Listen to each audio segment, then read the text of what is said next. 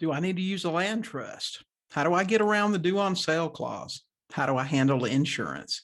How do I get a seller to give me mortgage information?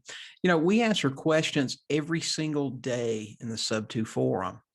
And that's what we're talking about today on the Sub2Deals Show.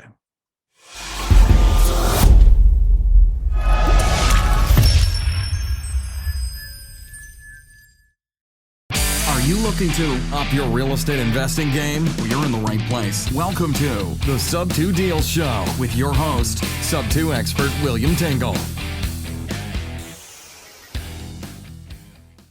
Today's episode is sponsored by Kevin at Strong Jacob and Associates. If you want to learn how to do loan modifications, give Kevin a call today at 253-753-9595. Hey, Sub2ers, my name's William Tingle. I'd like to welcome you to this episode of the Sub2Deals Show, where we talk about all things subject to. Now, occasionally we will cover other real estate investing topics, but it's always something to help you with your real estate business. Today's topic is frequently asked questions by newer investors generally. We answer questions each and every day in the Sub2Deals forum. But it seems that there are a certain number of questions that just keep getting asked over and over and over. And I thought I would address some of those today. Number one, it seems like everybody's fascinated with trust. And I think trusts are great. A common question we get is, do I need to use a trust when buying property subject to? My answer to that would be absolutely you do. I think trusts are great for a lot of reasons. There's a certain amount of privacy when using a trust. Your name isn't on title.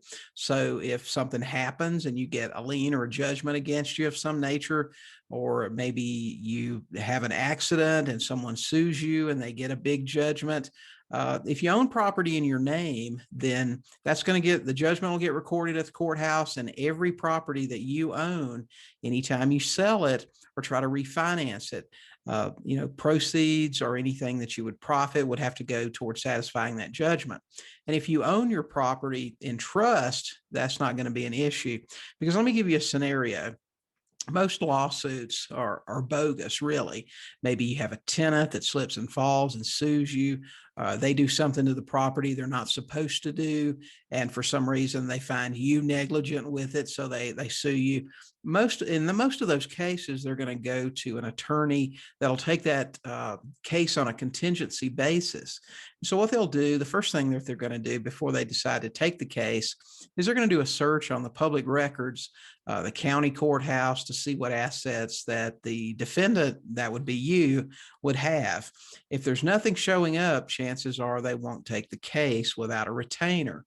And chances are your tenant doesn't have that.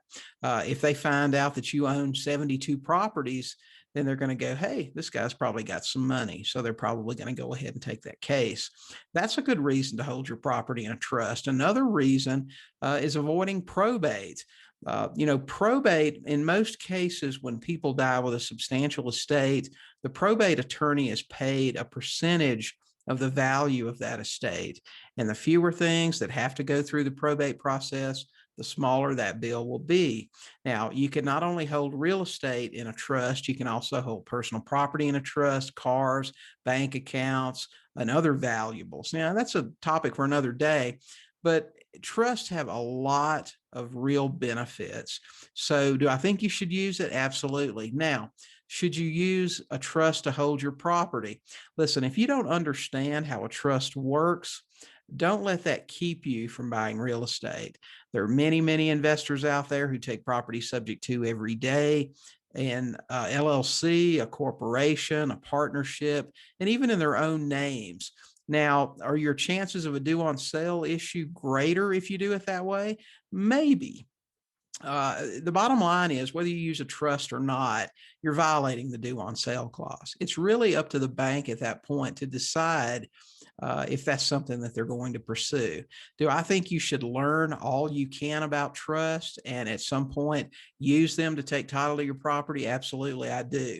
If that is a barrier to you getting it done today because you don't understand it, then don't worry about it. Get out there and buy some houses. Now, the second in our list of most commonly asked questions, again, goes back to the due on sale clause. How do I avoid it? Listen, guys, if you're taking property subject to, if you're buying it from Sam's seller and you're taking title, whether it's in your name, an LLC, a corporation, or a trust, you are violating the due on sale clause. There's no doubt about it. It's what you're doing. And at that point, the bank could decide to call the loan due. Now, we use trust for a lot of reasons, and this ties back into the first question. We use them for a lot of benefits, not to avoid the due on sale clause. Is that an added benefit from using them? Sure it is. And that's an assumption that the bank probably makes, is that if they see that trust pop up, they see the change of insurance, they're probably assuming it was an estate planning mechanism. Maybe they're not. Maybe they know. You think the banks don't ever, anybody with the bank never gets on the internet or never reads about anything that we do? Well, of course they do. The bottom line is, in most cases, they don't care. Now, is the due on sale something that could be a problem? Sure. Do due on sale violations get called due from time to time? Absolutely they do. But it's so rare. I talked to an investor recently who's been investing since the 80s. And I think the number they gave me was upwards of 5,000 deals that they've taken. And they said they can still count on both hands the number of times they've had a due on sale issue. The numbers are very low. It is extremely rare. Can it happen? Absolutely. Can you avoid the due on sale issue? Can you avoid violating the due on sale clause? If you buy subject to, you violate it each and every time.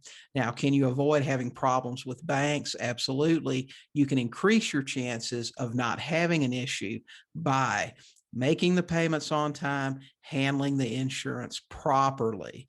Those are the two main things that you can do to make sure you don't have an issue, which takes us to question number 3. How do I handle insurance on a sub-2 deal? We've covered this 7 ways from Sunday, guys. We've done a podcast episode specific to it. I've written a lengthy article specific to it at sub2deals.com. The main things that you want to make sure that you do with your insurance are whoever is holding title, whether that's your trust, your LLC, you personally, you will be named as the primary loss payee. The next things that you want to make sure that you do are make sure that the mortgage company is listed in the appropriate place in the policy. And you also want to make sure that your seller is named as an additional insured. Now, I've got some questions on that. Will that present a problem if there's ever a claim and the check comes with all of these people having to sign it? The answer is no. If you've gotten your paperwork as you should, and you're holding a limited and specific power of attorney, you will have the authority to sign for your seller in the event of a claim. So you want to make sure that your seller is listed as an additional insured on your new insurance policy.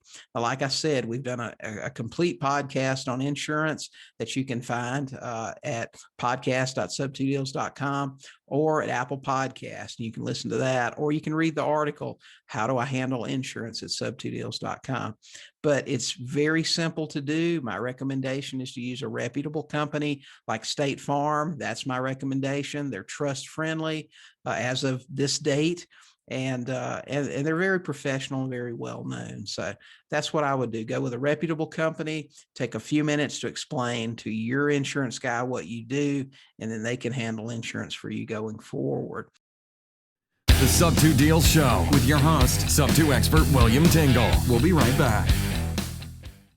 Listen up, investors. Ever wanted to learn the right way to do a loan modification? Strong, Jacob & Associates has a do-it-yourself course complete with text, video, and legal support. Learn the right way to lower monthly payments and add real value to a distressed seller while you improve your monthly cash flow by securing lower mortgage payments via loan modification. Don't delay. Visit www.preventforeclosure.us or give Kevin a call today at 253-753-9595. Back to the show, the Sub2Deals Show, with your host, Sub2 expert William Tingle.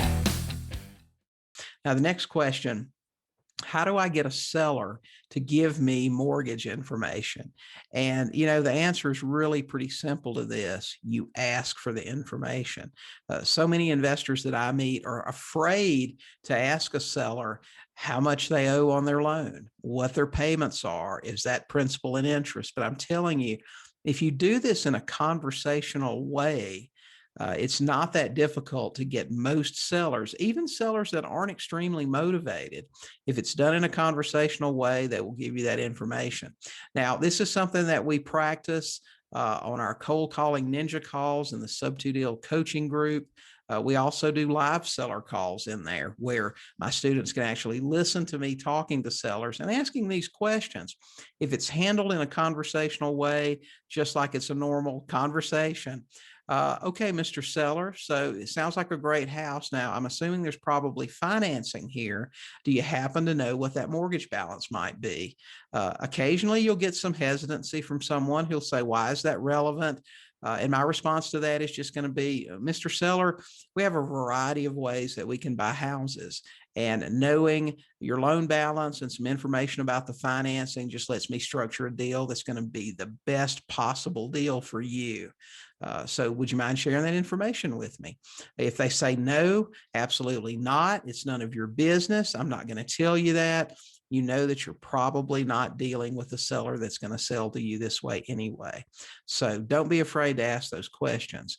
I'm not a big believer in scripts, but I do believe, especially when you're new and until you master cold calling, you do need to have an outline to make sure you can cover all the points of all the things that you need to know and the information that you need to gather during the conversation. So our next question is, do I need an attorney to close a sub-2 deal? And my answer to that would be, if you're having to ask that question, you probably do need one. Do you need an attorney to close a sub-2 deal? Absolutely not. We close almost 100% of the deals that we do with nothing more than a notary. In some cases, it's a mobile notary. In some cases, our sellers go to either a grocery store or a bank and have documents notarized. You don't have to have an attorney, but I'm telling you, if you don't know what you're doing, if you're very new, my recommendation is to have an attorney or title company close the first couple for you, so you know specific forms that are required by your state or county, and then you can transition over into getting them done yourself.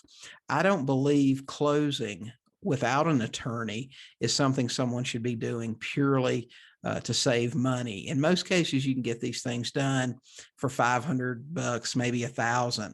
And to get that stuff done properly, it's well worth it.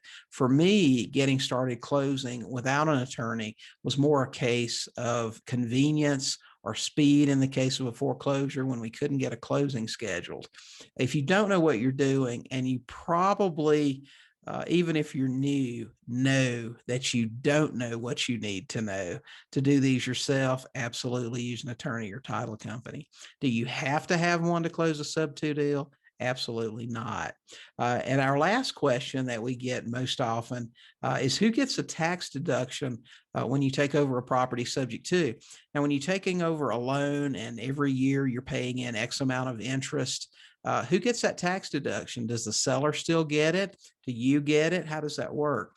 Well, as far as the IRS is concerned, the one that pays the taxes gets the deduction. So if you take a property subject to and you keep it as a rental, you're going to take that tax deduction as a business expense. Same thing if you sell it with owner financing. Your interest that you receive from your buyer is going to be something that's taxable for you. Your interest that you pay on the underlying loan is going to be an interest expense.